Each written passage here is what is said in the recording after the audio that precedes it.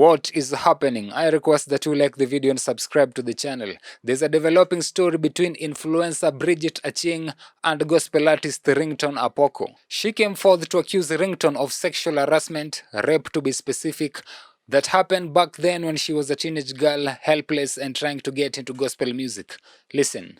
And I put my life in Ringtone's arm, thinking this man is going to help my career as a musician and as a choir girl, that when I go and visit him, he told me, come to my house. And this man took advantage of me. I've never talked about it. And I just told my sister last night. And I was living in Kibera. I remember very well. We used to live in Kibera, Lindi. And I didn't have power to even do anything to this man. And he told me, you will do nothing about it, Bridget. You will go nowhere. And today I speak about it because at least we have a woman like Janet Bugwa who can stand and speak for women. And she's using her fame to do something productive. It is not okay for any woman to be taken advantage of. It is not okay just because you think you have a few millions in your account to go and rape someone's daughter. Because if it's your sister, you would not take it. Ringtone took advantage of me 7 years back, and he told me I would do nothing just because, even if he told me if I go to the police, if I do whatever, nobody will come for my rescue because I don't have money to chase it. It will be his money against my mouth.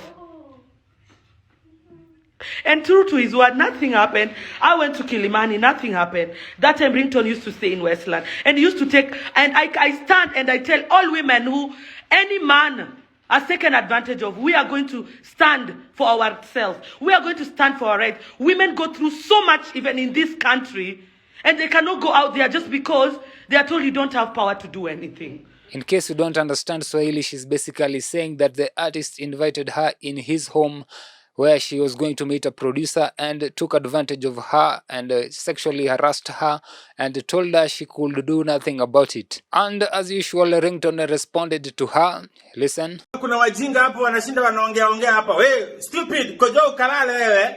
Na mstaji chini ya chairman ovyo ovyo Chairman ni chairman bana. Mimi ni kijana wa Mungu Na mimi wacha niwaambie ukweli. Siko hapa kwa sababu ya support yenyu. Nyinyi mnajua wale mmekuwa mkisupport ili kuwaangusha wamewaangusha. Mimi niko hapa kwa sababu ya support ya Mungu mwenyewe. Mimi siko hapa kwa sababu ninajua kuimba.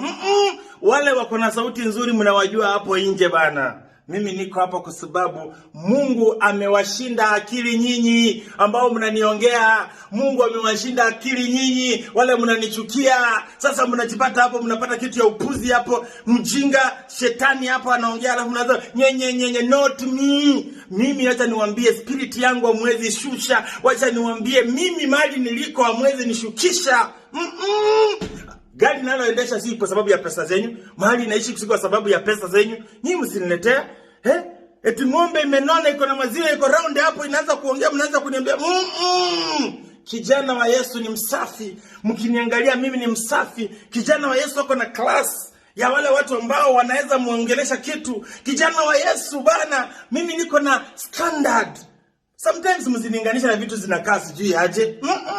Mimi ni kijana wa Yesu bana. Wacha niwaambie, ingekuwa ni kwa sababu yenyu nyinyi ambao mnaniongea ujinga, ingekuwa nilioza nikakufa nikasaulika, lakini Mungu amewazidi akili. Mimi nakwambia kama ingekuwa ni kwa sababu yenyu eti ndio muziki wangu ukue juu, ingekuwa mlinikataa kitambo. Simlishanikataa, mnajijua. Mungu amewazidi akili wajinga nyinyi. Mungu akawazidi akili. Niko hapa, Mungu akawazidi akili masjinga nyinyi karare. Kesho uamke kwa shida yako. Kesho uamke bana ukiwa unaishi kwa bedsitter yako. Kesho uamke bana ukiwa una stima. Kesho kaamke bwana blanketi yako imeraruka. Kesho kaamke bwana kiatu yako ni mbaya. Kesho kaamke bwana uko na tatizo na mshwari na mkopa na kitu yote. Mimi niache maisha yangu, niko na Mungu wangu. Ujinga mnaoongea hamuniguzi. Niko na Yesu, hamuniguzi. Niko na Baba, hamuniguzi. Niko na Yesu. Takataka stupid kalale. Kojo mlale. He is basically mocking her and insulting her, that she's a fat cow full of milk, and saying that it is not true. Well, that is it for now. Thank you for watching. Remember to hit the like button and subscribe.